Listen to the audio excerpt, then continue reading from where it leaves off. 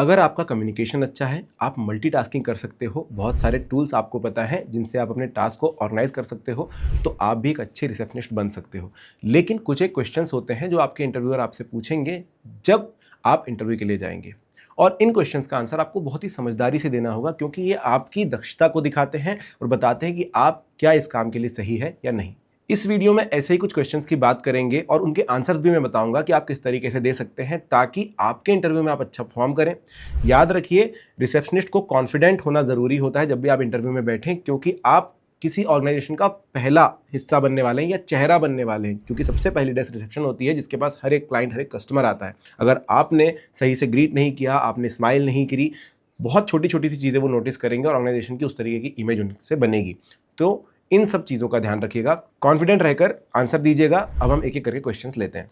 देखिए, जब आप फ्रेशर होते हैं, नए नए किसी नौकरी के लिए जाते हैं, तो आपसे नॉर्मली आपके बारे में पूछा जाता है। सो कुछ इस तरीके का क्वेश्चन फॉर्म हो सकता है कि can you tell us about yourself and why you are interested in this receptionist role. आपने देखा यहाँ पर दो क्वेश्चंस मर्ज्ड है। ऐसा क्यों? क्योंकि वो बहुत टिपिकल, बहुत पुरानी चीज़ होगी कि भाई आपसे आपके बारे में पूछा और फिर आप अपना रेज्यूमे पढ़ रहे हो। सो ये चीज़ काफ़ी बार लोगों को सिखाई जाती है कि आप सिर्फ रेज्यूमे मत पढ़िए, अपने बारे में बताइए। लेकिन यहाँ पर सीधा सीधा आपसे क्वेश्चन किया गया है ताकि आप इस रोल में क्यों इंटरेस्टेड हो और इस रोल के अराउंड आप अपने आप को थोड़ा सा अपना बखान कर सकें। नॉर्मल है, आपको क्यों इस जॉब में इंटरेस्टेड हो और आपकी प्रोफाइल कैसे अलाइन कर रही है वो यहाँ पर आपको बताना होता है। तो आप आंसर दे सकते हो कि I am a recent graduate with strong organisational and communication skill. अगर आपने पहले काम किया है तो वो चीज़ आप यहाँ पर ऐड कर दोगे। ये मत बोल देना कि भाई मैं एक रिसेंट ग्रेजुएट हूँ। हो सकता है आप पहले काम कर रहे हो 1-2 महीने से, 3 महीने से, या साल भर आपने रिसेप्शनिस्ट का जॉब किया है। आगे, eager to start my career in a role where I can interact with people and contribute to the smooth running of an office. I enjoy helping others and staying organized, which makes me feel this role is a great fit for me. I am particularly drawn to your company because of its professional environment and emphasis on customer service, which aligns with my goals.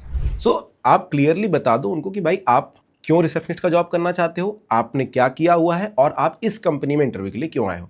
ये नहीं बोलना है कि आपकी company में opening थी इसलिए आपके यहाँ पर मैंने कर दिया। इससे ये लगेगा कि आप बहुत ज़्यादा ईगरली सिर्फ जॉब करना चाहते हो, जिससे कि आपकी सैलरी नेगोशिएशन के समय थोड़ा सा फर्क आ जाएगा। उनको लगेगा कि भाई आपको तो जॉब चाहिए ही, तो नेगोशिएट करने में थोड़े कतराएंगे। इसलिए दूसरा क्वेश्चन जो है आपसे पूछा जा सकता है कि how would you handle a situation where a customer or visitor is upset or angry. सीधी सी बात है, रिसेप्शनिस्ट के डेस्क पर आप बैठे हुए हो तो हो सकता है कि बहुत सारे कस्टमर्स आपके सामने, अगर मान के चलिए आप एक होटल में हैं जहां पर ऑलरेडी गेस्ट आए हुए हैं, वही गेस्ट अगर गुस्सा करते हुए आपके पास आता है तो आप कैसे उन्हें हैंडल करेंगे। सो आप आंसर दे सकते हो, I would remain calm, listen to the customer attentively without interrupting. पहली चीज, कम्युनिकेशन अच्छे होने का मतलब ये नहीं होता कि आप अच्छा बोल सकते हो। कम्युनिकेशन अच्छे होने का मतलब होता है कि आप अच्छा सुन भी सकते हो, लंबे समय तक सुन सकते हो, सामने वाले की बात समझ सकते हो। And empathize with their concerns. After understanding the issue, I would politely offer a solution और direct them to the appropriate person who can help. आप यहाँ पर बता रहे हो कि आपको रिसेप्शनिस्ट का काम पता है। जरूरी नहीं कि सारे सॉल्यूशन आपके पास होते हैं। जनरली लोगों के अंदर ही होता है कि मैं यहाँ पर हूँ तो मुझे सारे सॉल्यूशन यहाँ के कर देने हैं, बट बहुत बार होता है आपके हाथ में नहीं है। तो आप यहाँ पर ये भी पॉइंट ऐड करेंगे कि मैं डायरेक्ट करूँगा उनको जिनके पास सॉल्यूशन होगा। For instance, if they are upset about waiting, I would apologize for the inconvenience and assure them I am doing everything to address their concern promptly. तो इस तरीके से जब आप आंसर देते हैं तो सामने वाला समझता है कि आपको काम पता है क्या करना है, आप उतने पोलाइट हैं, आप हैंडल कर पाते हैं सिचुएशन। सो ये चीज़ ध्यान में रखिए।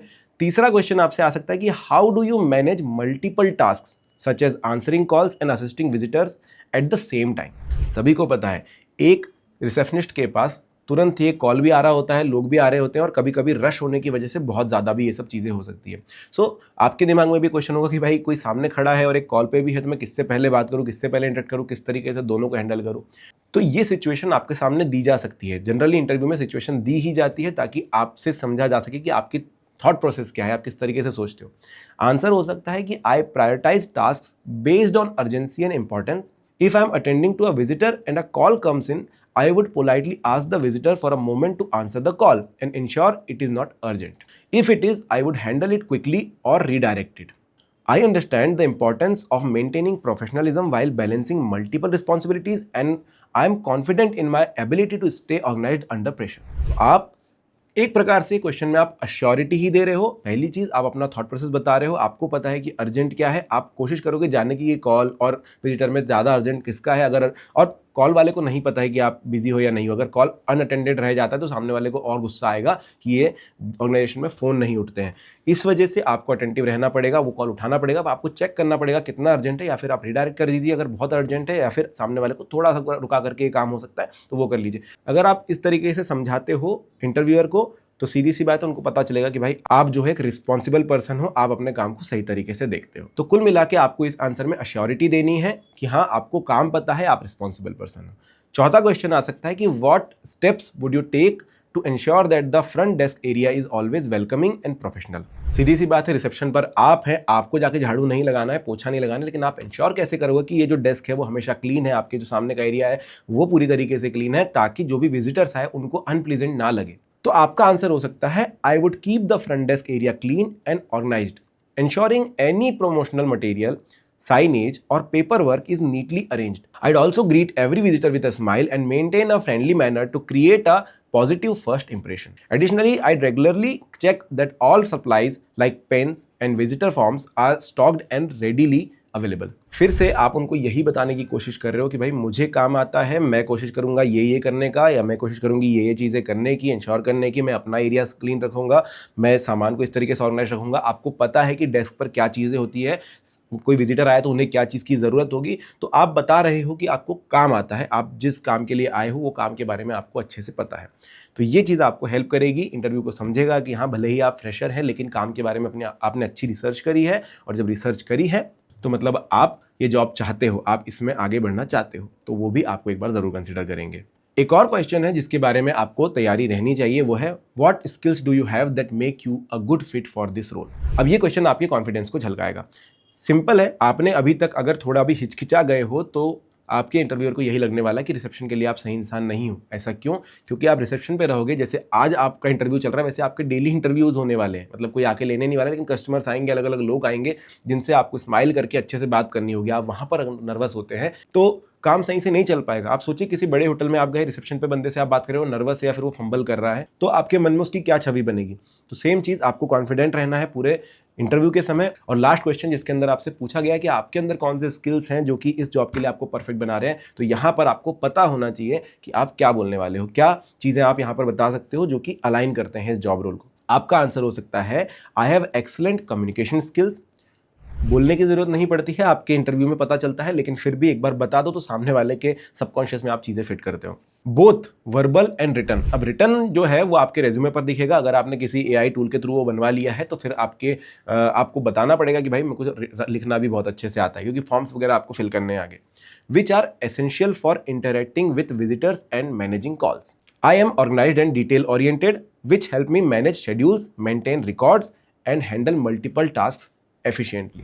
सो आप क्लियरली बता रहे हो कि मैं मल्टीटास्किंग बहुत अच्छे से कर पाऊंगा, मैं ऑर्गेनाइज्ड हूँ, डिटेल ओरिएंटेड हूँ, जिसकी वजह से मेरा डेस्क हमेशा सही रहेगा, मेरे पास लिस्ट्स रहेगी, टास्क की अर्जेंसी के हिसाब से मैंने सेट कर रखी होगी, मुझे क्या करना है क्या नहीं करना है मुझे बहुत अच्छे से पता होगा, ताकि कभी भी रश में नहीं भाग रहा हूँगा कि करना क्या है वो पता नहीं है। पहली बात, आप जितनी चीज़ें आपको आती है, जनरली माइक्रोसॉफ्ट ऑफिस बहुत सारे लोगों को आना ही चाहिए। जब भी आप किसी इंटरव्यू के लिए जाते हो, एक्सेल शीट बनानी आनी चाहिए, आपको आना चाहिए कि भाई कैसे वर्ड यूज़ करते हैं, तो ये आप यहाँ पर ज़रूर ऐड कर दें अगर आपको आता है। और ये बोलना ज़रूरी है कि मैं नए सिस्टम से बहुत जल्दी जो है लर्न करता हूँ। ऐसा क्यों? क्योंकि हर एक ऑर्गेनाइजेशन का एक अलग सॉफ्टवेयर हो सकता है जिस पे थोड़ी चीज़ें आपको सीखनी पड़े। आप उसके साथ बहुत ज़्यादा स्ट्रगल नहीं कर सकते, बहुत लंबे समय तक स्ट्रगल नहीं कर सकते, और बहुत ज़्यादा कठिन नहीं होते। अगर आप कंप्यूटर पे बहुत अच्छे हैं या कंप्यूटर में आपको यूज़ करना कंप्यूटर आता है तो बहुत इजीली आप सीख जाते हैं, तो ये चीज़ ऐड करना हमेशा सही रहता है। अब आपको कोई और क्वेश्चन आपके मन में है जिसका आंसर चाहिए तो आप कमेंट सेक्शन में लिखना, मैं वहीं पर आपको आंसर फ्रेम करके दे दूंगा। वीडियो अगर अच्छा लगा तो लाइक सब्सक्राइब जरूर कर देना। Thank you.